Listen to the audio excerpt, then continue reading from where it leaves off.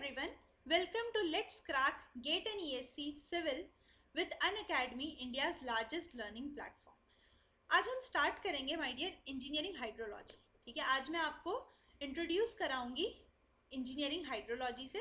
आज हम बेसिक चीज़ें देखेंगे कि भाई हाइड्रोलॉजी मतलब सब्जेक्ट की फील लेने के लिए आज हम डिस्कस करेंगे कि ये सब्जेक्ट हमें क्यों पढ़ना चाहिए एज अ सिविल इंजीनियर, इसके क्या वेरियस एप्लीकेशंस होते हैं, प्लस अगर आप ये सब्जेक्ट पढ़ते हो तो आपको इससे गेट में कितने मार्क्स मिलेंगे, ईएससी में कितने मार्क्स मिलेंगे, आपको क्या फ़ायदा होगा एक अच्छी रैंक लाने में, राइट। तो ये सब हम डिस्कस करेंगे।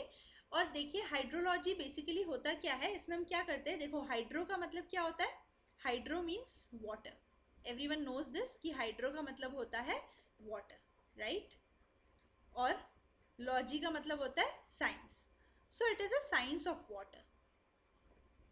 हम इसमें साइंस ऑफ वाटर पढ़ेंगे, राइट। ये हम देखेंगे आगे, इसकी डेफिनेशन देखेंगे कि इसमें हम क्या क्या करते हैं। मतलब अभी बेसिकली आप समझिए कि आपको इसमें पानी के बारे में पढ़ना है, राइट। पानी कहाँ से कहाँ आता है, किस फॉर्म में आता है ना, और कैसे डिस्ट्रीब्यूशन होता है इसका, ये हम देखेंगे। तो देखिए आपको एज अ सिविल इंजीनियर पानी के बारे में क्यों पढ़ना होता है, why do we study this as a civil engineer, right. आपको पता होगा माय डियर, जितने भी हाइड्रोलिक स्ट्रक्चर्स होते हैं वो एक सिविल इंजीनियर ही डिज़ाइन करता है। जैसे कि डैम्स हो गए, स्पिलवेज हो गए, वियर्स हो गए, बराजेस हो गए, ठीक है, एक्विडक्ट्स हो गए। तो ये सारे स्ट्रक्चर ऐसे एन नंबर ऑफ स्ट्रक्चर्स जो है, प्लस जितने भी वाटर सप्लाई सिस्टम्स होते हैं, ठीक है, ये सब जो होता है वो सिविल इंजीनियर डिज़ाइन करता है। तो आपको पता होना चाहिए कि हमारे पास कितना वाटर रिसोर्स है। We already know what is the importance of water resource, right, and we are already aware of scarcity of water resources. हमें पता है कि हमारे पास कितना इंपॉर्टेंट है हमारे लिए पानी, राइट। पानी, वाटर इज लाइफ, राइट। सो पानी कितना इंपॉर्टेंट है, उसकी स्केर्सिटी भी, उसका स्केर्सिटी का भी हमें अंदाजा है। तो हमें एज ए सिविल इंजीनियर हमें पता होना चाहिए कि हमें उस पानी को कैसे ऑप्टिमली यूज़ करना है, राइट। तो देखिए जो रेनफॉल है हमारी कंट्री में वो यूनिफॉर्म तो नहीं है थ्रू आउट। मतलब जब हमें इरिगेशन कर, जब हमें क्रॉप्स को जब पानी चाहिए तब ज़रूरी नहीं है कि बारिश हो जाए, है ना। तो हमें इरिगेशन सिस्टम्स भी डिज़ाइन करने होते हैं। तो सिमिलरली जब हमें पानी नहीं चाहिए होता, बहुत ज़्यादा पानी आ गया, फ्लड आ गया, तो हमें उसके लिए भी प्रिपेयर्ड रहना पड़ता है। तो इसीलिए हमें पता होना चाहिए कि हमारा कितना पानी जो है वो इवेंचुअली रिवर और स्ट्रीम में जा रहा है ना। रिवर और स्ट्रीम में कितना पानी आ रहा है, ताकि आप फ्लड कंट्रोल स्ट्रक्चर्स डिज़ाइन कर सको। प्लस अगर आपको इरिगेशन वाटर सप्लाई चाहिए तो मतलब उसकी स्कैरसिटी ना हो, आपकी वैसी प्लानिंग होनी चाहिए कि इरिगेशन मतलब जब क्रॉप्स को वाटर रिक्वायरमेंट होता है तब आप पानी सप्लाई कर सको, ठीक है। तो ये बेसिकली मतलब अभी मैं आपको फील देने के लिए इतना बता रही हूँ, आगे इसके हम एप्लीकेशंस पूरे एक एक करके डिस्कस करेंगे, ठीक है। सो शायद ये क्लियर हुआ होगा कि हम क्यों पढ़ते हैं एज ए सिविल इंजीनियर। अब ये बात हो गई सिविल इंजीनियरिंग, मतलब अगर आप कर रहे हो तो आपको क्यों हाइड्रोलॉजी का नॉलेज होना है। अगर आप सिविल इंजीनियर हो तो आपको हाइड्रोलॉजी का नॉलेज होना क्यों ज़रूरी है, राइट। अब देखिए, अब हम आगे देखते हैं कि इसका वेटेज क्या है, ठीक है। अगर आप इस सब्जेक्ट को पढ़ते हो तो आपको कितने मार्क्स मिल जाते हैं। तो देखिए गेट में इसका वेटेज है my dear 4 to 6 marks, right. 4 to 6 marks weightage है। ईएससी प्रीलिम्स में इसका वेटेज है 6 to 8 मार्क्स, कभी कभी 10 मार्क्स का भी आ जाता है। और ईएससी मेंस में इसका वेटेज है 20 to 25 marks, right. And this are the reference book. अगर आपको वैसे अगर आप मेरे वीडियो लेक्चर्स देखते हैं तो आपको रेफरेंस बुक की ज़रूरत नहीं पड़ेगी, बट देन ऑल्सो अगर आपको रेफर करनी हो तो आप ये के सुब्रमण्य और संतोष कुमार गर्ग की बुक फॉलो कर सकते हैं, ठीक है। अब देखिए ये तो अगर आपने मेरे लेक्चर्स 4 to 6 मार्क्स इसमें आपको मिल जाएंगे आराम से हाइड्रोलॉजी के सब्जेक्ट में, अगर आपने मेरे वीडियो लेक्चर्स अच्छे से फॉलो किए, प्लस जो भी मैंने आपको क्वेश्चंस कराए हैं, उसके बाद अगर जो मैंने आपको क्विजेस दिए, क्विज के क्वेश्चंस दिए, वो भी आपने अच्छे से अप्लाई किए, ठीक है। जितने भी डाउट्स है वो आप मुझसे पूछ सकते हैं ऑब्वियसली यहाँ पे।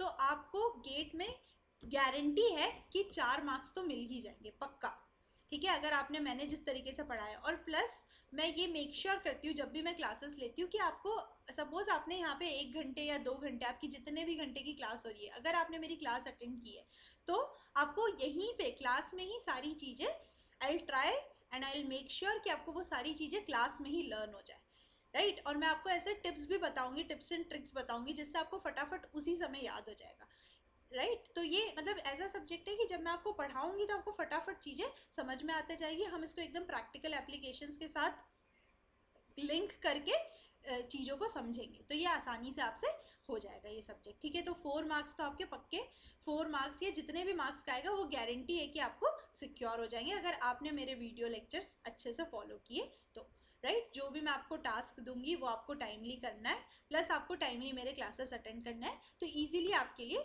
ये मार्क्स मतलब it is a very easy task to secure marks in this subject, right? And also आपको पता ही है कि 4 मार्क्स आपकी रैंक पे कितना डिफरेंस ले आएगा, ठीक है। अब देखिए, अब चलिए मैं आपको बता देती हूँ मेरे बारे में। So I am Bhavisha Thakkar, I have done my masters from National Institute of Technology Warangal. I also got selected for the post of assistant professor under National Project Implementation Unit. I got selected for an MNC for the post of assistant design engineer. ये water के water as a water ही मैं select हुई थी, है ना, design के लिए. फिर उसके बाद qualified GATE multiple times, I have qualified GATE. JE और एई का एग्ज़ाम्स भी मैंने क्वालिफाई किए थे और ज्वाइन की करके छोड़ दिया था, ठीक है. फिर उसके बाद टॉट अक्रॉस द कंट्री, मैंने ऑनलाइन क्लासेस भी लिए और ऑफलाइन क्लासेस भी लिए, लाइव सेशंस भी लेती थी मैं. I was the ex GATE Academy faculty, ठीक है. तो मैंने बहुत सारी चीज़ें की, मतलब ये तो सोच ही लिया था कि स्टेट गवर्नमेंट में मुझे काम नहीं करना है, राइट. मैंने ज्वाइन किया था and then I thought that this is not my cup of tea, और इनिशियली मुझे हमेशा से टीचिंग में इंटरेस्ट था, सो इसीलिए मैंने इसी को एज अ करियर ऑप्ट कर लिया. तो मैंने the GATE Academy Private Limited में भी पढ़ाया और बाकी जगह भी मैंने बहुत सारी जगह फ्रीलांसिंग की है, ऑनलाइन क्लासेस भी ली है मैंने और ऑफलाइन क्लासेस भी ली है. And I have mentored hundreds of students for GATE and ESE last 3 years. So this was all about me. Now, let's come to hydrology, ठीक है. अब हाइड्रोलॉजी क्या होता है, जैसे कि मैंने बताया हाइड्रो का मतलब होता है वाटर और लॉजी का मतलब होता है science. So it is the science of water which deals with the, देखिए मैंने आपको बताया कि आपको पता होना चाहिए कि कितना पानी इवेंचुअली स्ट्रीम, रिवर्स या स्ट्रीम में आना है. तो वो कैसे आ रहा है, कहाँ कहाँ उसको सर्कुलेशन हो रहा है. सर्कुलेशन हो रहा है मतलब एक फॉर्म में तो नहीं रहता है वो पानी ना.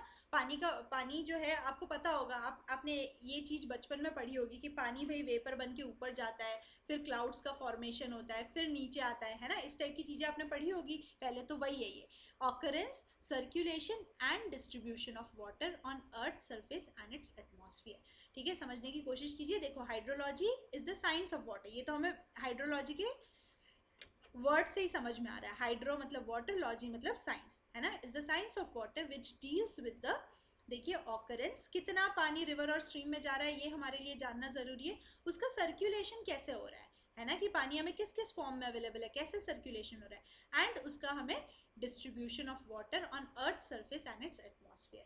तो ये होता है हाइड्रोलॉजी की definition, right. So don't forget, hydrology is the science of water which deals with the, तीन चीजें हमने देखी, क्या क्या, occurrence, circulation and distribution of water on earth surface and it's atmosphere. So this is about hydrology. Hope it is clear. Okay, now we will see the various applications of hydrology. मैंने जब आपको पहले introduction में बताया था कि भाई as a flood control engineer या as a water resource engineer you should know that अगर ज़्यादा पानी आ रहा है तो आपको फ्लड कंट्रोल डिवाइसेस, मतलब कितना पानी आ रहा है, कितना आपको फ्लड एकोमोडेट करना है, राइट. प्लस अगर आपके पास सरप्लस वाटर है तो आपको पता होना चाहिए कि कितना पानी, तभी तो आप डिस्ट्रीब्यूट कर पाओगे ना उसको, राइट. और प्लस आपको इरिगेशन की प्लानिंग भी करनी है ताकि आप स्कैरसिटी ऑफ इरिगेशन वाटर को अवॉइड कर सको. तो अब हम इसमें एक एक करके एप्लीकेशंस देखते हैं. तो सबसे पहला एप्लीकेशन जो होता है, इसका सबसे इंपॉर्टेंट एप्लीकेशन, इसी में पूरा आपको कहानी पढ़नी है, ठीक है. To estimate yield from the drainage basin और कैचमेंट एरिया, ठीक है. तो ये बहुत ही कॉमन टर्म है कैचमेंट एरिया, बहुत सी बार सुनते होंगे कैचमेंट एरिया, है ना. यूजुअली हम बहुत सी बार ऐसे ही बोल देते हैं कैचमेंट एरिया या ड्रेनेज बेसिन, ठीक है. तो आप कभी कभी क्या होगा, एग्जाम्स आप क्रैक करोगे तो बहुत सारे एग्जाम्स में आपको इंटरव्यू देना होता है, जैसे पीएसयू के एग्जाम में भी इंटरव्यू देना होता है, आईआईटी में एमटेक करने जाते हो तो वहाँ पे भी आपको इंटरव्यू सेशंस होते हैं. तो आपसे अगर किसी ने पूछ लिया कि भाई कैचमेंट एरिया की डेफिनेशन बताओ, इतनी बार हम कैचमेंट एरिया बोलते हैं, ठीक है, इन जनरलाइज. अगर आपको बोले कि भाई एक लाइन में हमें समझा के बताओ कि कैचमेंट एरिया क्या होता है या हमें उसकी डेफिनेशन बताओ क्या होता है, ठीक है. तो पहले तो हम सिंपल समझते हैं, इसलिए मैंने ये पिक्चर में आपको समझाने की कोशिश की है कि कैचमेंट एरिया क्या होता है. अगर मैं डेफिनेशन बोलूँ तो डेफिनेशन ये होती है, the area draining into a river or stream is called as catchment area, ठीक है. अब जैसे ये डेफिनेशन बोल दी तो आपको अच्छे से नहीं समझ में आएगा. अब ये डायग्राम में देखिए, ठीक है, देखिए जिस जिस जगह से पानी आ रहा है ना, यहाँ से देखिए जैसे ये क्लाउड्स का फॉर्मेशन हुआ, यहाँ से बारिश हो रही है, ठीक है, तो पानी जहाँ मतलब जितना इस जैसे ये वाली ड्रेनेज बेसिन है, तो कहाँ कहाँ से कंट्रीब्यूट कर रहा है ना पानी आके, वो इसका कैचमेंट एरिया होगा। इसको मैं और क्लियरली अगर समझाऊँ तो देखिए मैं डायग्राम बना के बताती हूँ। ये तो इसकी डेफिनेशन होगी, the area draining into a river or stream is called as catchment area of that stream at a given location. इसको अमेरिकन इंग्लिश में it is also called as watershed. अब देखिए इसका डायग्राम अगर मैं बना के आपको समझाना चाहूँ एकदम सिंपल वे में, आपको डेफिनेशन याद करने की ज़रूरत नहीं है, देखिए हम समझते हैं इसको अच्छे से। राइट, सो देखिए ये कोई एक एरिया है, ठीक है, यहाँ से यहाँ तक। पहले मैं बना देती हूँ, फिर मैं आपको समझाऊंगी कि क्या होता है ये।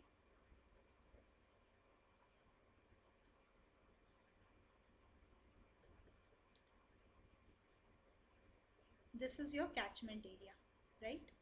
अब क्या होता है ये समझते हैं। ये लाइन सीधी नहीं बनी है, ठीक है। अब देखिए the area draining into a river or stream is called as catchment area. Suppose ये एक कोई सी स्ट्रीम है,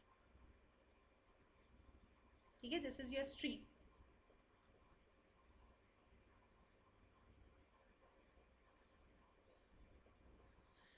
अब देखो क्या बोल रहे हैं हम, कैचमेंट एरिया क्या होता है, ये कैचमेंट एरिया होता है। ये कैसे मैंने बोला, ठीक है। अब देखो बारिश हो रही है ना, पानी गिर रहा है, तो पानी हर जगह गिरेगा। मैंने यहाँ पे बनाया, मतलब इधर भी गिर रहा होगा पानी, है ना, यहाँ पे भी पानी गिर रहा है। तो देखिए यहाँ पे जो पानी गिरेगा ना, देखिए ये माउंटेन है, तो देखिए यहाँ से जो पानी गिरेगा, इधर वाला पानी जो है वो इधर जाएगा, लेकिन यहाँ पे जो पानी गिर रहा है वो इस तरफ जाएगा, राइट। तो इस स्ट्रीम में जो कंट्रीब्यूट करेगा वो इधर वाला ही करेगा, इधर वाला नहीं करेगा। तो देखिए यहाँ से ये पानी इधर आएगा, इधर आएगा और फिर ये स्ट्रीम में जाएगा। सिमिलरली इस जगह पे भी देखिए, जैसे ये पानी गिर रहा है पूरा, तो ये वाला पोर्शन यहाँ से, ये जो रिज लाइन है इसको रिज लाइन बोलते हैं, यहाँ से जो पानी आएगा वो स्ट्रीम में आएगा, बट इधर वाला पानी इधर चला जाएगा। सो फॉर दिस स्ट्रीम कहाँ से यहाँ से लेके यहाँ तक जो है, ये इसका catchment area. Hope it is clear now, ठीक है। देखो ये डायग्राम से क्लियर हो गया होगा। And this line is called as ridge line. इसको आप बोलते हो रिज लाइन, या वाटर डिवाइड भी बोलते हैं, या ridge line, right. So this is called as catchment area. इसको आप अमेरिकन इंग्लिश में वाटरशेड भी बोलते हैं। क्या होता है catchment area, the area draining into a river or stream is called as catchment area of that stream at a given location, right. और अगर आपको डायग्राम से समझाना हो तो आप ऐसे बता सकते हैं। अब देखिए, अब ये वाला डायग्राम रेफर कीजिए, तो देखिए यहाँ से मतलब अगर जो बारिश हो रही है, इस तरफ जो पानी चला जा रहा है वो इस स्ट्रीम के लिए उसका कैचमेंट एरिया नहीं है, राइट। तो देखिए जो भी the area draining into a river or stream is called as catchment area. इस डायग्राम से और क्लियर हो गया होगा। अब आपको इसकी डेफिनेशन याद नहीं करनी, सीधा आपको ये डायग्राम याद रखना है, ठीक है। तो मैंने आपको एक अच्छी सी वर्चुअल पिक्चर भी दिखा दी, खुद बना के भी समझा दिया। So this is the main application of hydrology to estimate yield from the drainage basin और कैचमेंट एरिया। अब आपको कोई भी कैचमेंट एरिया बोलेगा तो आपको समझ जाना है कि व्हाट इज कैचमेंट एरिया। उसको ड्रेनेज बेसिन भी बोलते हैं, and it is also called as watershed. Now design of hydraulic structures my dear, ये तो मैंने बताया है आपको कि जितने भी हाइड्रोलिक स्ट्रक्चर्स होते हैं उसमें आपको इसका डिज़ाइन काम आता है, राइट। अब देखिए ये जो स्ट्रक्चर है ये किसका स्ट्रक्चर है,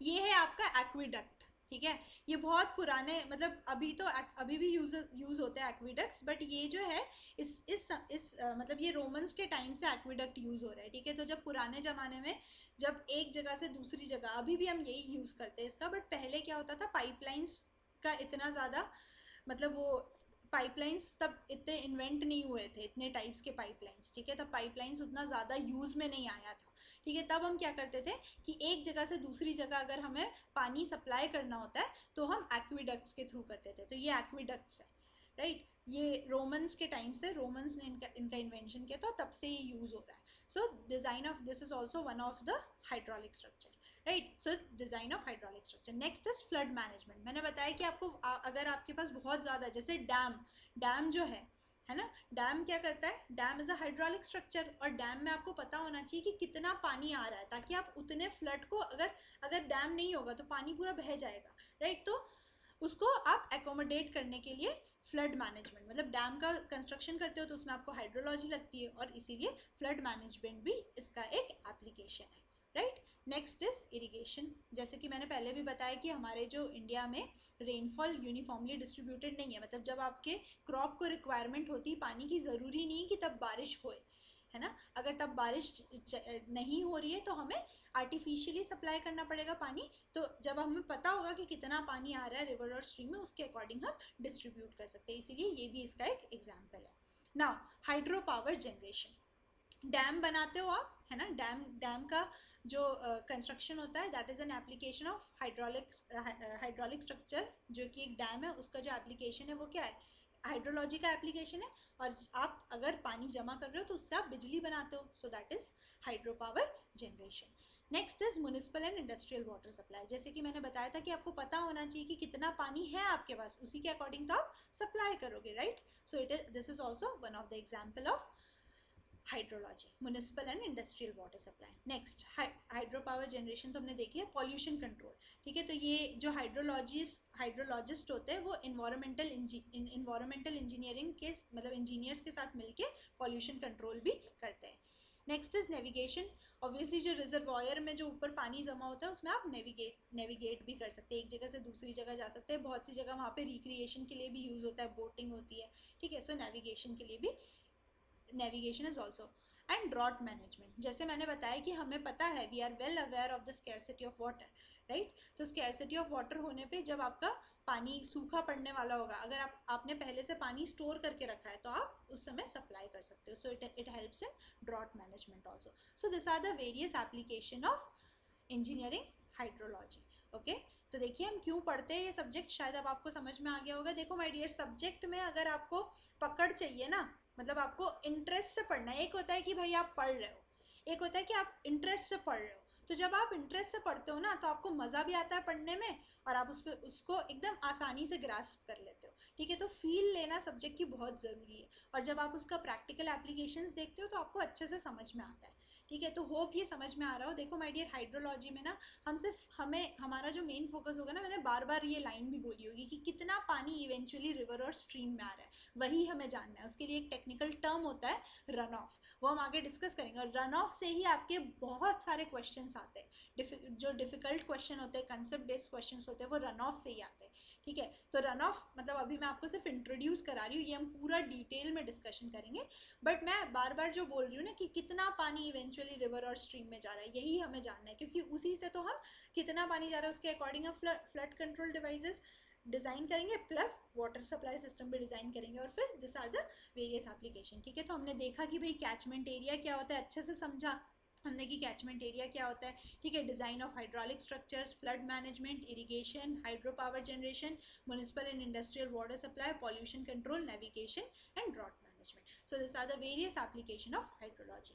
नाउ अब हम देखेंगे वर्ल्ड्स वाटर बैलेंस, ठीक है। मैंने कहा कि we all are aware of the importance of water and scarcity of water resource, ठीक है। हम बोलते हैं कि इम्पोर्टेंस ऑफ वाटर, तो आपको पता है कि हमारे पास कितना पानी है वर्ल्ड में, 1360, देखिए माय डियर, सॉरी 1360 टू 1380, लगभग 1386 million kilometre cube, sorry this is cube, million kilometre cube, इतना पानी, वॉल्यूमेट्रिक है, स्क्वायर नहीं, किलोमीटर क्यूब, ठीक है। तो इतना पानी हमारे पास अवेलेबल है, 1360 टू 1380 मिलियन किलोमीटर क्यूब, लगभग 1386 है, ठीक है। अब हम बोल रहे हैं कि स्कैरसिटी ऑफ वाटर रिसोर्स, इतना ज़्यादा पानी अवेलेबल है हमारे पास, फिर भी हम बोलते हैं कि स्कैरसिटी ऑफ वाटर रिसोर्स है ना। तो देखिए जो ये इतना पानी अवेलेबल है ना, इसको मैं यहाँ पे लिख देती हूँ।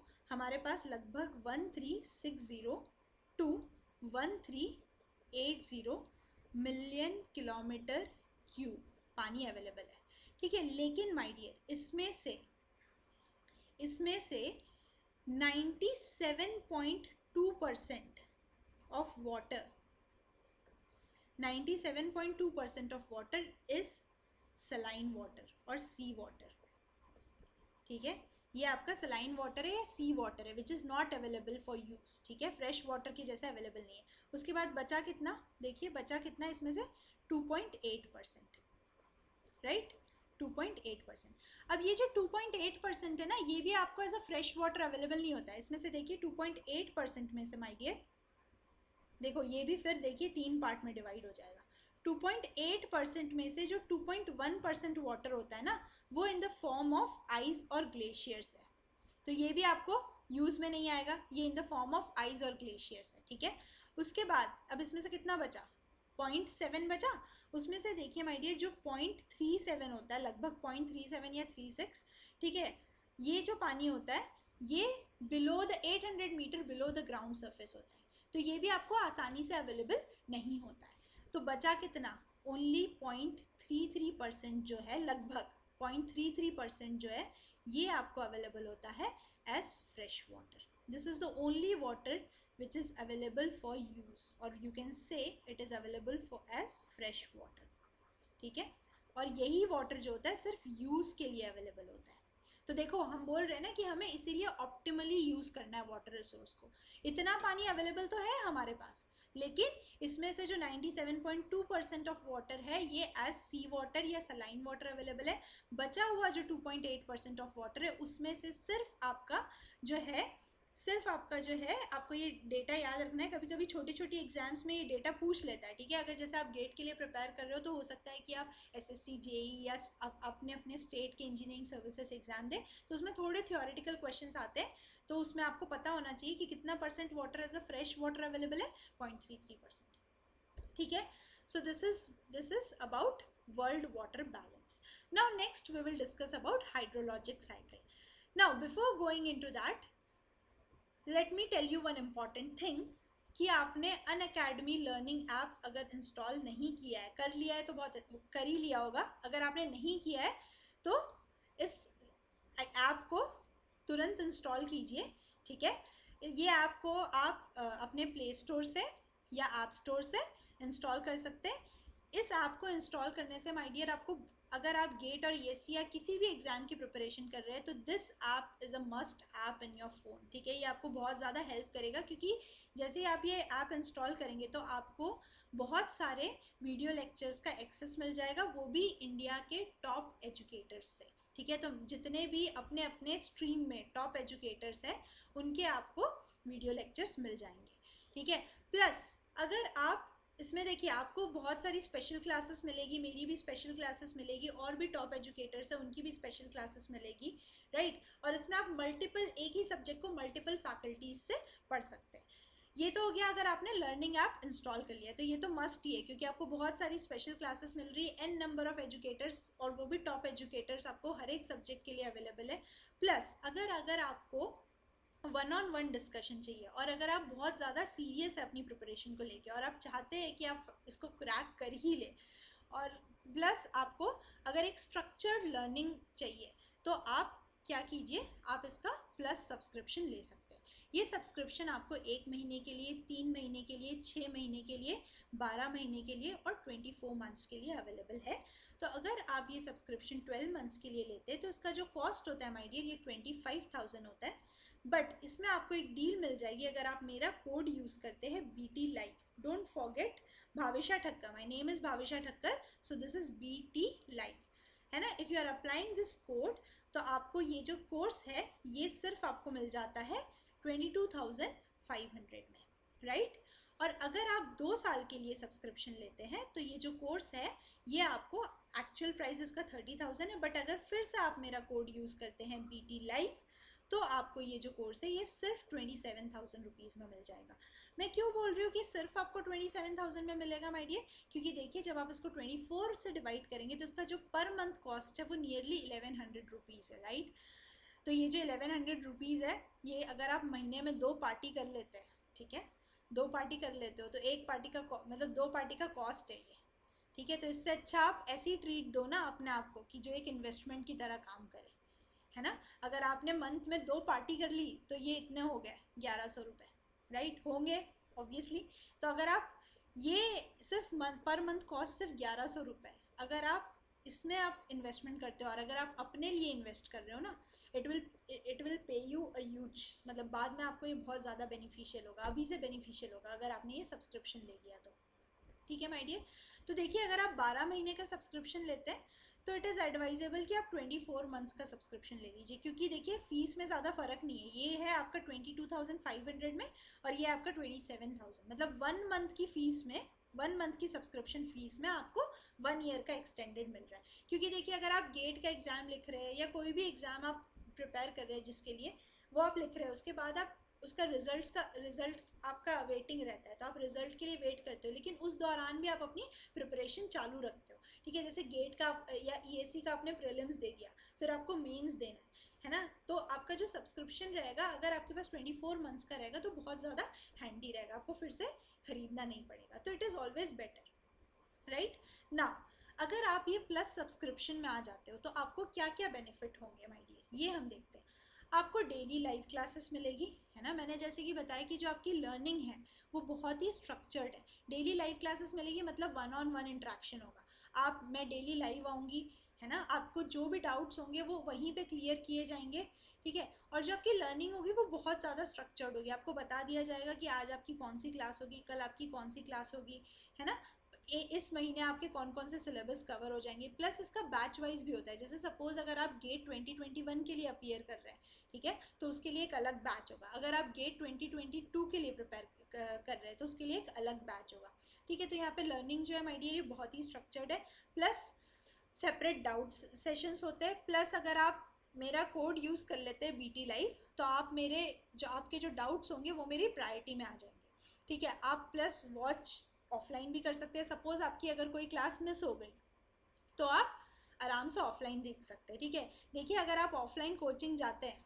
ठीक है, अगर आप ऑफलाइन कोचिंग में जाते हैं तो क्या होता है आपके साथ, अगर आपने कोई क्लास मिस की, सपोज कोई इमरजेंसी आ गई या किसी भी रीज़न से आपकी एक क्लास मिस हो गई, तो आप फिर से उसको बाद में आपकी वो मिस हो गई तो मिस हो गई, बट यहाँ पे ऐसा नहीं है, अगर आपकी मिस हो गई तो आप उसको ऑफलाइन बाद में देख सकते हैं, सारे सेशंस आपको रिकॉर्डेड मिल जाएंगे, कोई दिक्कत नहीं होगी, है ना। प्लस अगर आप ऑफलाइन कोचिंग के लिए जाते हैं माय डियर, तो आपकी जो फीस होती है ना, अगर आपकी ऑफलाइन कोचिंग क्लास है, कोई भी प्रीमियम इंस्टीट्यूट ले लीजिए, सपोज वो अगर आपकी सिटी में नहीं है, ठीक है, तो आपको उसकी फ़ीस के अलावा, है ना, आप एक फ़ीस तो दोगे जितनी भी फ़ीस है उनकी, ठीक है। ऑब्वियसली मैं ये नहीं बोल रही हूँ कि उनका कंटेंट ख़राब होगा, प्रीमियम इंस्टीट्यूट्स में अगर आप जाते हैं तो आपको अच्छा कंटेंट ही मिलेगा, बट आप फीस के साथ साथ आपको फूड का कॉस्ट, ठीक है, एकोमोडेशन का कॉस्ट, ये सब मिला के नियरली, एकोमोडेशन का कॉस्ट नियरली ये सब मिला के अगर आप मिनिमम भी लेंगे ना तो 1 लाख रुपीज़ लग जाता है, बट यहाँ पे आपको जो सब्सक्रिप्शन मिल रहा है वो सिर्फ 27,000 का मिल रहा है, वो भी 2 साल के लिए, राइट। तो आप सोच सकते हैं कि, और जो कंटेंट वाइज है माय डियर, उसकी गारंटी है कि यहाँ पे आपको अच्छा ही कंटेंट मिलेगा, बहुत अच्छा कंटेंट मिलेगा इनफैक्ट। और इसमें एक और फ़ायदा है कि जैसे सपोज एक सब्जेक्ट अगर आप ऑफलाइन क्लासेस में जाते हैं तो आपको किसी टीचर ने पढ़ाया, ठीक है, और आपको अगर नहीं समझ में आया तो आपके पास कोई ऑप्शन ही नहीं है, बट यहाँ पे ऐसा है कि अगर आपको एक सब्जेक्ट कोई किसी टीचर से समझ में नहीं आ रहा है तो आप दूसरे टीचर का वीडियो देख सकते हैं, दूसरे से नहीं समझ में आ रहा है तीसरे से देख सकते हैं, ठीक है। तो यहाँ पे एक ही सब्जेक्ट के आपके पास मल्टीपल फैकल्टीज अवेलेबल है, right. So this is also the advantage, plus you don't have to pay separately for test series. आपने वो जो सब्सक्रिप्शन लिया है उसमें आपकी टेस्ट सीरीज इंक्लूडेड होती है, प्लस आपके पास आपको जो भी, सपोज आपने मेरा कोड यूज़ किया है बीटी लाइव, अगर आपने मेरा कोड यूज़ किया है बीटी लाइव तो मैं आपको हर वीक, आप मेरा मतलब मैं एक ऐसा ग्रुप क्रिएट करके रखूँगी, है ना, स्टूडेंट्स का बैच वाइज ग्रुप बना लूँगी, जो भी उसमें क्विजेस होंगे, एक्स्ट्रा क्वेश्चंस होंगे, वो सारे मैं उसमें डिस्कस करूँगी, ठीक है। तो ये भी आपको फ़ायदा होगा, ये भी आपको इसमें इंक्लूडेड मिल जाएगा। प्लस आपको इस एग्ज़ाम को क्रैक करने के लिए, इस एग्ज़ाम और भी कोई एग्ज़ाम के लिए अगर आप प्रिपेयर कर रहे हैं तो वो सारी एग्ज़ाम क्रैक करने के लिए उस सब्सक्रिप्शन में आपको जो जो मटेरियल चाहिए, जितने वीडियो लेक्चर्स चाहिए, सारा कुछ अवेलेबल होगा, ठीक है my dear. So this is the advantage of taking plus subscription. अब हम आते हैं हाइड्रोलॉजिक साइकिल में, ठीक है। तो अभी तक हमने देख लिया कि भाई इंजीनियरिंग हाइड्रोलॉजी क्या होती है। हाइड्रोलॉजी क्या होती है? It is the science of water which deals with the occurrence, circulation and distribution of water on earth's surface and its atmosphere. So this was about hydrology. फिर हमने देखा कि भाई एज ए सिविल इंजीनियर हम hydrology क्यों पढ़ते हैं, है ना, what are the various application of hydrology. सबसे पहला एप्लीकेशन होता है to estimate yield from the drainage basin और कैचमेंट एरिया। कैचमेंट एरिया और ड्रेनेज बेसिन क्या होता है ये भी हमने समझा, दोनों सेम चीज़ है, या तो हम उसको कैचमेंट बेसिन बोलते हैं या तो हम ड्रेनेज एरिया बोलते हैं, और उसको वाटरशेड भी बोला जाता है। और जो जो उसको एक कैचमेंट को दूसरे कैचमेंट से अलग करती है, उस बाउंड्री लाइन को हम बोलते हैं रिज लाइन। ठीक है, ये छोटे छोटे ऑब्जेक्टिव में कभी क्वेश्चन आ जाते हैं, तो ये भी आपको पता होना चाहिए। ठीक है माय डियर, फिर हमने देखे कि हाइड्रो पावर जनरेशन में, फ्लड कंट्रोल में, ड्रॉट मैनेजमेंट में, नेविगेशन में, पॉल्यूशन कंट्रोल में, इरिगेशन में, ये सारे हमने एप्लीकेशंस देखे। फिर हमने बात की थी ना कि जो हाइड्रोलॉजी होता है, it is the science of water which deals with the occurrence, circulation and distribution. तो अब हम पढ़ेंगे हाइड्रोलॉजिक साइकिल। ठीक है, ये हाइड्रोलॉजिक साइकिल आपने बचपन में भी पढ़ रखी होगी, बट फिर हम यहाँ अभी देखते हैं कि व्हाट इज हाइड्रोलॉजिक साइकिल। ठीक है, तो मैं हाइड्रोलॉजिक साइकिल की डेफिनेशन आपको बाद में बताऊंगी, पहले मैं एक डायग्राम ड्रॉ करके आपको समझाती हूँ कि हाइड्रोलॉजिक साइकिल होता क्या है। ठीक है, इसी के जो कंपोनेंट्स होते हैं, it will form your syllabus of hydrology. ठीक है, तो यहाँ पे मैंने आपको बताया कि I tell you about introduction to hydrology, हम क्या क्या पढ़ेंगे, कितने मार्क्स मिलेंगे, तो इसलिए हम ये सारी चीज़ें यहाँ पे डिस्कस कर रहे हैं। ठीक है, तो हाइड्रोलॉजिक साइकिल क्या होती है, किस फॉर्म में वाटर अवेलेबल होता है, ये भी हमें जानना है हाइड्रोलॉजी में। ठीक है, तो वो हम यहाँ पे देखेंगे। सो हाइड्रोलॉजिक साइकिल देखिए, जो भी आपके सराउंडिंग में है ना माय डियर, वो हम यहाँ पे बनाएंगे। जो भी सराउंडिंग में, जो आपको मन कर रहा है वो बना दीजिए, घर बनाने का मन कर रहा है घर बना दीजिए। ठीक है, यहाँ पे कोई चल रहा है इंसान, ठीक है, जो भी आपका फेवरेट हीरो, हीरोइन, क्रिकेटर जो भी है, उसकी फ़ोटो बना दीजिए, है ना, वो है ये, समझ लीजिए। अब देखिए, कुछ यहाँ पे छोटे छोटे ग्राउंड में डिप्रेशन स्टोरेज होंगे, फिर रिवर और स्ट्रीम्स होगी। ठीक है, फिर ये यहाँ पे आपका और एक कोई बड़ी सी वाटर बॉडी होगी। ठीक है, जो भी आपके इन्वायरमेंट में है, ये छोटी स्ट्रीम है, ये बड़ी सी ओशियन, ये वाटर है, वाटर बॉडी है। यहाँ पे आपका ऑब्वियसली सूरज देवता होगा। ठीक है, जो एनर्जी देता है, सनलाइट, जिससे ये यहीं से साइकिल, मतलब सन ड्रिवन प्रोसेस है, ये सन ड्रिवन साइकिल है। ठीक है, अब देखिए यहाँ पे पेड़ भी बना देते हैं थोड़े।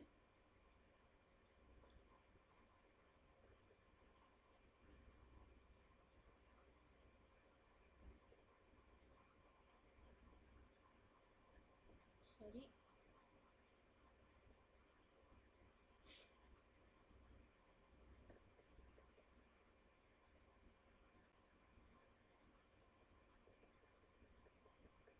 ठीक है, यहाँ पे भी कुछ पेड़ होंगे।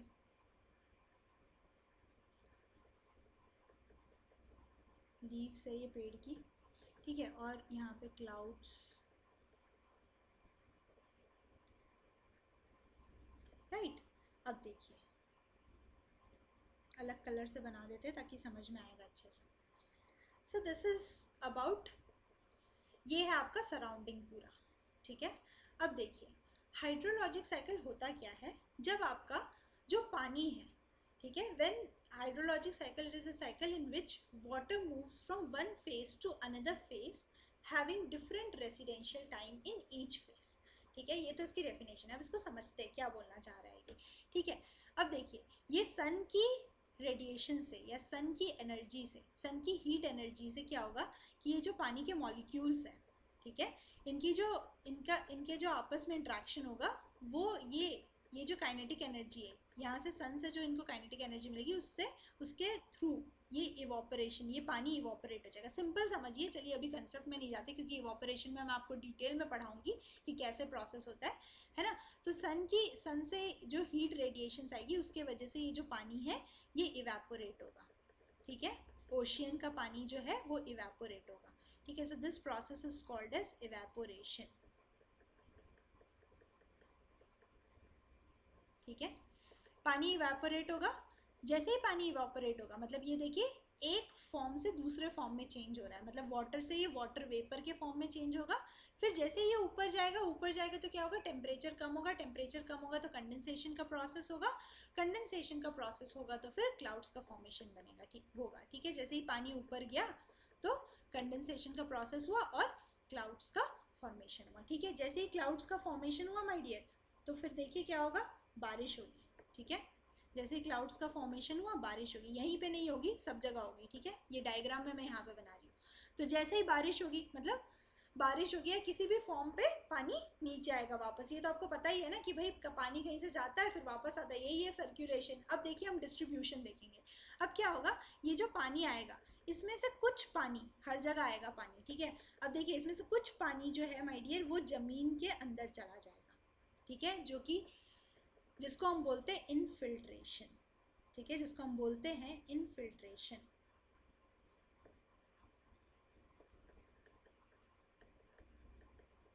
This is infiltration, right. अब देखिए कुछ पानी ग्राउंड के अंदर चला जाएगा, ठीक है, जैसे ही बारिश हुई उसके बाद कुछ पानी जो है वो ग्राउंड के अंदर चला जाएगा, जिस प्रोसेस को हम बोलते हैं इनफिल्ट्रेशन, जो कि प्लांट यूज करेंगे ग्राउंड वाटर में, ठीक है। अब इसमें से कुछ पानी तो यहाँ से प्लांट्स यूज कर लेगा, उसके बाद कुछ पानी जो है वो नीचे चला जाएगा और it will join the ground water table, it will join the groundwater table. So this is your groundwater table. इसको हम बोलते हैं percolation.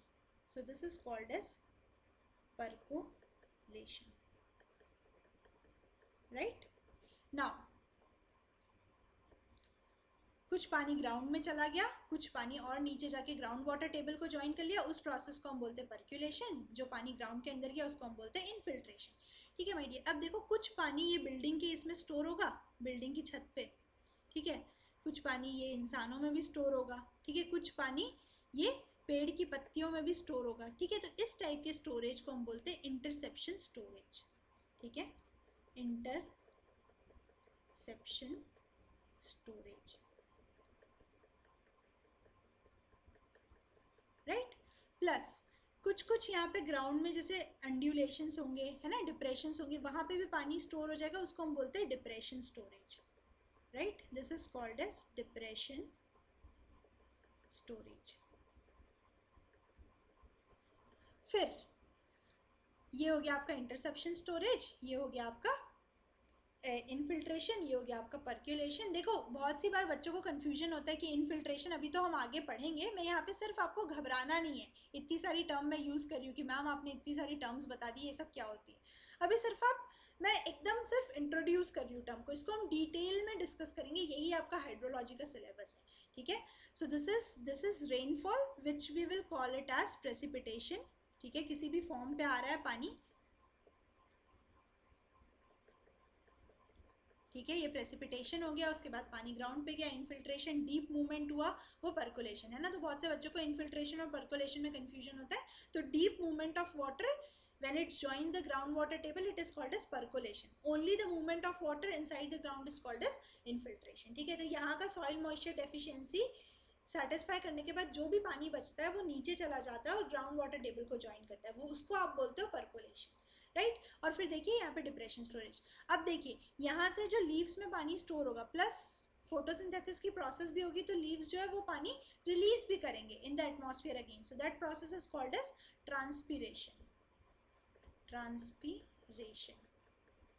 And after satisfying all these things, है ना, जो पानी ऊपर से आया in the form of precipitation या बोलो in the form of rainfall, है ना, अगर हम नॉर्मल सी भाषा में बोले, क्योंकि इंडिया में रेनफॉल होती है, स्नोफॉल में भी आ सकता है ना। तो अगर बारिश हो रही है तो वो कहाँ कहाँ जाएगा ये हमने देखा। अब ये सब के बाद जो पानी इवेंचुअली बचेगा आफ्टर सेटिस्फाइंग, अगर हम hydrology as a hydrology engineer या water resource engineer as a hydrology engineer, hydrology के पर्पज से अगर आप बात कर रहे हो, तो ये सारे स्टोरेज जो मतलब ये सारी जो चीज़ें ये लॉसेस होगी, क्योंकि हमें जानना है इवेंचुअली कितना पानी रिवर और स्ट्रीम में जा रहा है, ये सारे लॉसेस को सेटिस्फाई करने के बाद, इसलिए मैं यहाँ पे लॉस बोल रही हूँ। लेकिन अगर आप इरिगेशन इंजीनियरिंग के पॉइंट ऑफ व्यू से देखिए तो ये इन्फिल्ट्रेशन लॉस नहीं है, ठीक है।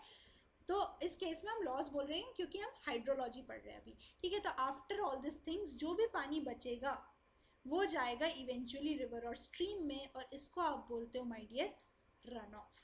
This is called as runoff. अब यहाँ पे आप चिंता मत कीजिए कि भाई मैम ने तो इवोपरेशन इसकी डेफिनेशन नहीं बताई, ये सब हम डिटेल में पढ़ेंगे। सिर्फ आपको हाइड्रोलॉजिक साइकिल क्या होता है और आपको हाइड्रोलॉजी से इंट्रोड्यूस कराने के लिए मैंने ये सारी टर्म्स बताई है, ठीक है। अब देखिए, अब इसको हम दूसरे कलर की पेन से बता देती हूँ मैं आपको कि क्या क्या देखा हमने, क्या क्या प्रोसेस देखी, ठीक है। तो देखिए सबसे पहले क्या होता है कि सन की रेडिएशन से जो भी ओशियंस है वहाँ से पानी इवेपोरेट होगा, इवेपोरेट होने के बाद वो वाटर जो है it is getting converted into the form of water vapour. फिर ये पानी ऊपर जा रहा है, ठीक है, जैसे ही ऊपर जा रहा है टेम्परेचर कम हो रहा है, टेम्परेचर कम हो रहा है तो क्लाउड्स का फॉर्मेशन हो रहा है, ठीक है, क्लाउड्स टेम्परेचर कम हो रहा है, कंडेंसेशन का प्रोसेस हो रहा है, कंडेंसेशन का प्रोसेस हो रहा है तो क्लाउड्स का फॉर्मेशन हो रहा है, क्लाउड्स का फॉर्मेशन हो रहा है तो बारिश हो रही है, which we are referring as precipitation, ठीक है। फिर प्रेसिपिटेशन होने के बाद जो पानी है वो कुछ पानी ज़मीन के अंदर जाएगा, उसको हम बोलते हैं इनफिल्ट्रेशन। उसके बाद जो पानी बचेगा वो नीचे चला जाएगा और ग्राउंड वाटर टेबल को ज्वाइन करेगा, उसको हम बोलते हैं परकोलेशन। कुछ पानी बिल्डिंग्स में या कोई भी ऑब्स्ट्रक्शन होगा वहाँ पे स्टोर होगा, राइट। तो ये हो गया आपका इंटरसेप्शन स्टोरेज। अगर कुछ डिब्रीज होगी, छोटे छोटे ग्राउंड में एंड्यूलेशंस होंगे, वहाँ पानी स्टोर होगा तो हम उसको बोलेंगे डिप्रेशन स्टोरेज। प्लस प्लांट्स जो है अब फोटोसिंथेसिस के प्रोसेस के दौरान पानी रिलीज करती है एटमॉस्फेयर में, देखो ये भी पानी का सर्कुलेशन हो रहा है ना, इसीलिए हम इसको लिखे हैं यहाँ पे, ठीक है। तो ये इस प्रोसेस को हम बोलते हैं ट्रांसपीरेशन, ठीक है। So this are the various processes which is happening in hydrologic cycle. What is hydrologic cycle? When water moves from one phase to another phase having different residential time in each phase. Residential time मतलब कितना time वो, देखो एक phase में कितने देर वो रह रहा है, ठीक है। जैसे पानी के फेस में वाटर वेपर के फॉर्म में वो कितने देर में रह रहा है, ठीक है। फिर ये क्लाउड्स के फॉर्म में जा रहा है, फिर ये फिर से वापस पानी के फॉर्म में या किस फॉर्म में, स्नोफॉल में भी आ सकता है, ठीक है। तो ये देखिए ये चेंज हो रहा है, ठीक है। So this is called as hydrologic cycle. अब देखिए ये जो है प्रेसिपिटेशन आपका, ठीक है, this is your first chapter precipitation. फिर आप देखते हैं इवेपोरेशन, ये सारे आपके चैप्टर्स है एक, ठीक है। फिर ये होता है आपका ट्रांसपीरेशन, ठीक है। फिर ये होता है आपका इनफिल्ट्रेशन,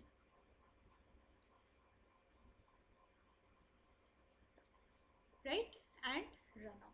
तो ये सारे जो है आपको पढ़ने, ये छोटे छोटे लॉसेस है, इसको भी हम डिस्कस करेंगे। परकोलेशन आप इसमें आपको पढ़ने की जरूरत नहीं है, ठीक है। तो आप पढ़ोगे इनफिल्ट्रेशन, प्रेसिपिटेशन, ट्रांसपीरेशन, इवेपोरेशन, इन दोनों को मिला के एक और टर्म हम पढ़ते हैं इवेपो ट्रांसपीरेशन, वो हम क्यों कंबाइन करके पढ़ते हैं वो भी हम डिस्कस करेंगे, रन ऑफ। अब देखिए माय डियर, इसमें से आपका प्रेसिपिटेशन, ठीक है, infiltration is more important than precipitation and runoff is the most important, ठीक है। क्योंकि मैंने बोला एज अ हाइड्रोलॉजी इंजीनियर आपको पता होना चाहिए कि कितना पानी रिवर और स्ट्रीम में आ रहा है, ताकि आप उसके according flood control structures design कर सको। प्लस आप अगर आपको वाटर सप्लाई सिस्टम डिजाइन करना है तो कितना अवेलेबल वाटर है उसके अकॉर्डिंग आप वो डिजाइन कर सको। तो run of he is very very important, ठीक है। लेकिन रन ऑफ आ कहाँ से रहा है ना, ये जो पानी है जो इवेंचुअली रिवर और स्ट्रीम में जा रहा है वो आ कहाँ से रहा है, प्रेसिपिटेशन से, इसीलिए आप पहले प्रेसिपिटेशन पढ़ते हो। लेकिन जो प्रेसिपिटेशन आप पढ़ते हो वो पानी पूरा का पूरा तो रन ऑफ में नहीं जाता है, कुछ कुछ बीच में और प्रोसेसेस होती है, इसलिए पहले आप प्रेसिपिटेशन पढ़ते हो, फिर उस प्रोसेसेस के बारे में पढ़ते हो, और फिर जो पानी जो है इवेंचुअली कितना रिवर और स्ट्रीम में जा रहा है उसके बारे में पढ़ते हैं। So this is called as complete hydrologic cycle and the components of hydrologic cycle. ये देखिए ये सारे कंपोनेंट्स हैं, it forms your syllabus of hydrology, right. So this is your syllabus of hydrology. तो देखिए पहले हाइड्रोलॉजिक साइकिल की definition पढ़ लेते हैं। It is a cycle in which water moves from one phase to another phase having different residential time in each phase, ठीक है। Residence time in each phase, residence time मतलब कितनी देर वो वहाँ पे रहता है, एक फेज में वो कितना समय रहता है, वो that is called as different residence time in each phase. तो ये वॉल्यूम डिवाइडेड बाय डिस्चार्ज के फॉर्मूले से आप निकाल भी सकते हैं इसको, ठीक है। So this is about hydrologic cycle. Hope it is clear. ठीक है, so it is a cycle in which water moves from one phase to another phase, having different residential time in each phase. So these are the various components of hydrologic cycle. सिर्फ ये वाला देखिएगा my dear, ये मैंने आपको syllabus discuss किया इसलिए मैंने यहाँ पे ये भी बता दिया, ठीक है। तो इसमें देखिए precipitation, evaporation, transpiration, evapotranspiration, infiltration, hydrographs, मतलब ये hydrographs और runoff एक ही चीज़ है, ठीक है। मतलब runoff में ही हम पढ़ेंगे hydrographs। अब देखिए माय डियर, इसमें ना एक बहुत अच्छी चीज़ है कि जब आप ये ना 3 चैप्टर से ही मैक्सिमम क्वेश्चंस आते हैं आपके हाइड्रोलॉजी में, ठीक है। अगर हाइड्रोलॉजी में अगर आपके 2 क्वेश्चन आए तो गारंटी है कि एक क्वेश्चन आपका हाइड्रोग्राफ से आया होगा, गारंटी। आप बिलीव मी कि ये ऐसा होता है, आप जाके पिछले साल के प्रीवियस ईयर पेपर को रेफर कर सकते हैं और वहाँ पे देख सकते हैं, ठीक है। तो देखिए ये जो टॉपिक है जैसे कि प्रेसिपिटेशन से भी क्वेश्चन आते हैं, ठीक है। कंपलसरी इनफिल्ट्रेशन और हाइड्रोग्राफ से क्वेश्चंस आ ही रहे हैं। या तो कंबाइंड इनफिल्ट्रेशन का कंसेप्ट हम हाइड्रोग्राफ्स में भी यूज करते हैं, तो या तो इनफिल्ट्रेशन से क्वेश्चन आ जा रहा है, या तो इन दोनों का कंबाइंड क्वेश्चन आ जा रहा है, या तो एक्सक्लूसिवली हाइड्रोग्राफ से क्वेश्चन आ रहा है।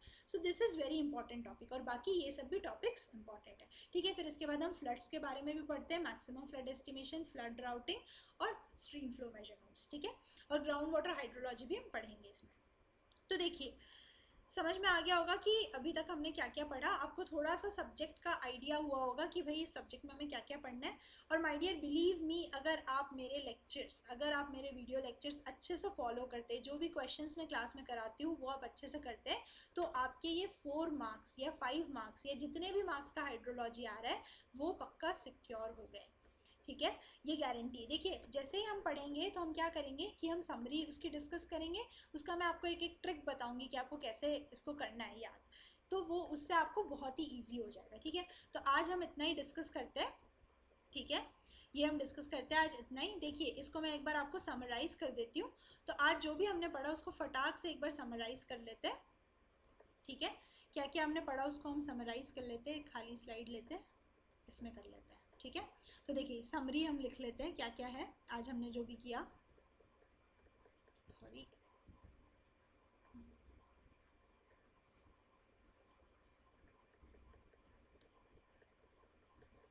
ठीक है, सबसे पहले हमने देखा what is engineering hydrology. What it is a science of water which deals with the occurrence, circulation and distribution of water on earth surface and it's atmosphere. फिर हमने देखा कि भाई ये जो सब्जेक्ट है इसका वेटेज क्या होता है, हम कौन सी बुक्स फॉलो कर सकते हैं। फिर हमने देखा कि what are the various applications of hydrology. ठीक है, तो हमने समरी में इसमें क्या देखा, एप्लीकेशंस ऑफ हाइड्रोलॉजी। क्या क्या होता है एप्लीकेशन ऑफ हाइड्रोलॉजी, बहुत सारे एप्लीकेशन हमने डिस्कस किए। सबसे इंपॉर्टेंट एप्लीकेशन क्या है, to estimate yield from the drainage basin or catchment area. What is catchment area? The area draining into a river or stream is called as catchment area. वो diagram याद रखना है, पहाड़ वाला। ठीक है, सिंपल सा डायग्राम है ये। यहाँ से यहाँ तक जो होता है आपका क्या होता है, catchment area, right. So this is your catchment area. ठीक है, ये डेफिनेशन याद नहीं आ रही तो डायग्राम तो याद रहेगा। ठीक है, फिर उसके बाद हमने देखा कि वेरियस हाइड्रोलिक स्ट्रक्चर्स की डिज़ाइन में हेल्प करता है, फ्लड मैनेजमेंट में, ड्रॉट मैनेजमेंट के लिए, water municipal and industrial water supply के लिए। सो this was the various application of engineering hydrology. ठीक है, उसके बाद हमने देखा कि भाई हम जो बोलते हैं कि भाई जो हाइड्रोलॉजी हम क्यों पढ़ते हैं, because we all are aware of the importance and scarcity of water resources and therefore we have to optimally use water resources। तो हमने देखा कि भाई पूरी दुनिया में कितना पानी अवेलेबल है, तो कितना पानी अवेलेबल है हमने देखा कि 1360 से लेके 1380 मिलियन किलोमीटर क्यूब इतना पानी अवेलेबल है। ठीक है, और इसमें से जो एज अ फ्रेश वाटर है वो हमें सिर्फ 0.33% ही अवेलेबल है। ठीक है, सो ये हमने देखा वर्ल्ड वाटर बैलेंस। इसीलिए हम बोलते हैं कि we all are aware of the scarcity of water resources. इसीलिए हमें इंजीनियर्स की ज़रूरत पड़ती है ताकि हम उस जो पानी जो अवेलेबल वाटर रिसोर्स है उसको ऑप्टिमली यूज़ करें।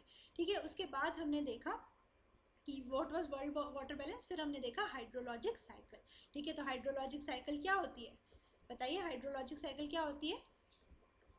It is a cycle in which water moves from one phase to another having different residential time in each phase, right? So this was hydrologic cycle। और फिर हमने देखा कि इसके जो various components थे, है ना। देखिए ये एक एक component हमने देखा कि क्या होता है प्रेस, मतलब क्या होता है नहीं, सिर्फ हमने टर्म्स इंट्रोड्यूस किए यहाँ पे, है ना। ये थोड़ा बहुत फिनोमेना तो आपको समझ में आ रहा होगा, बट यहाँ पे हमने सिर्फ टर्म्स इंट्रोड्यूस किए। इसको हम पूरा डिटेल में पढ़ेंगे कि क्या क्या होता है। So all the components of hydrologic cycle forms your syllabus of hydrology. और हमें सिनेरियो भी समझ में आ गया कि भाई प्रेसिपिटेशन से पक्का क्वेश्चन आता है, इन्फिल्ट्रेशन से पक्का क्वेश्चन आता है, हाइड्रोग्राफ से पक्के क्वेश्चन आते हैं। तो ये सारे टॉपिक्स हम बहुत अच्छे से पढ़ेंगे, बाकी टॉपिक्स भी हम बहुत अच्छे से पढ़ेंगे, बट इन टॉपिक्स में हम ज़्यादा क्वेश्चन करेंगे, खूब सारे क्वेश्चन सॉल्व करेंगे। ठीक है माय डियर, तो ये हो गया आपका। अब देखिए इसमें से आप शॉर्ट नोट टिप्स भी लिखते जाइएगा। जैसे देखिए ये मेरे जो कोर्स स्ट्रक्चर है पूरा उसका ये रहेगा कि जब भी हम एक क्लास डिस्कस करेंगे तो हम पहले समरी डिस्कस करेंगे और मैं आपको दूंगी एक शॉर्ट नोट ट्रिक। ये क्यों इम्पॉर्टेंट है माय डियर, समझ लीजिए ये क्यों इम्पॉर्टेंट है और क्यों आपको लिखना चाहिए। ठीक है, देखिए जब आप गेट का एग्ज़ाम देने जाएंगे या कोई भी एग्ज़ाम देने जाएंगे या ईएससी का एग्ज़ाम देने जाएंगे तो आपको एक सब्जेक्ट तो पढ़ना नहीं है, आपके पास बहुत सारे सब्जेक्ट्स हैं, है ना। 14-15 आपके पास टेक्निकल सब्जेक्ट्स है, ईएससी के लिए प्रिपेयर कर रहे हो तो 10 नॉन टेक्निकल सब्जेक्ट्स है, मैथ्स है, एप्टीट्यूड है, तो इतने सारे सब्जेक्ट्स है। और जब आप पढ़ोगे तो आपकी सब सब्जेक्ट की इतने मोटे मोटे नोट्स हो जाएंगे, राइट। तो आप उस समय आपको रिवाइज करना होगा। तो आप क्या करोगे, इतना सारा कॉपी या पूरे वीडियो लेक्चर्स तो आप देख नहीं सकते हो, तो आपके पास शॉर्ट नोट्स होने चाहिए।